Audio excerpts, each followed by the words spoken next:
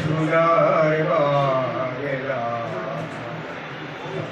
তোমায় ভালোবাসি।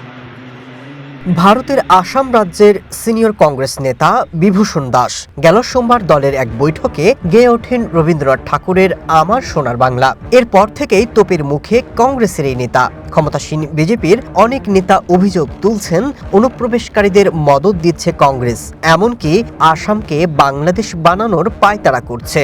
केवल बांग्लादेशी अवैध घुसपैठियों के साथ ही नहीं, বিজেপি বিষয়টিকে রাজনৈতিকভাবে কাজেও লাগাচ্ছে। আসাম রাজ্য শাখা এক বিবৃতিতে বলছে, কয়েকদিন আগে বাংলাদেশ একটি মানচিত্র প্রকাশ করে পুরো উত্তর পূর্বাঞ্চল নিজেদের বলে দাবি করেছে।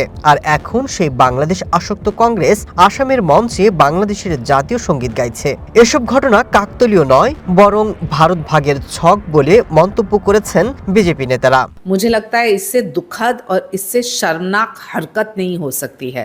जनगण मन हमारा राष्ट्र प्रेम है, जनगण मन हमारा राष्ट्रवाद है, और जो किसी को बांग्लादेश का नेशनल एंथम गाना है तो वो निकल जाए भारत से।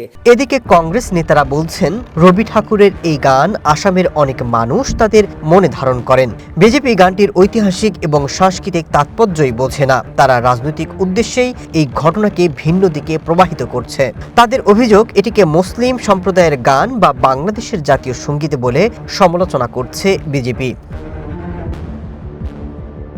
1905 সালে বঙ্গভঙ্গের প্রতিবাদে আমার সোনার বাংলা গানটি রচনা করেছিলেন রবীন্দ্রনাথ ঠাকুর। ব্রিটিশদের সেই সিদ্ধান্তের বিরোধিতায় তীব্র আন্দোলনের পর 1911 সালে সেই বিভাজন বাতিল হয়। আর স্বাধীনতার পর 1971 সালে বাংলাদেশ এই গানটিকেই জাতীয় সঙ্গীত হিসেবে গ্রহণ করে।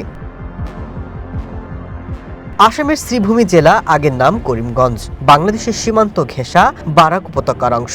সেখানে বাঙালি ভাষাভাষীদের সংখ্যাই বেশি, ফলে সেখানে বাংলা গান গাওয়া অস্বাভাবিক কিছু নয় বলে মনে করছেন স্থানীয়রা। Masud Rana, one international desk.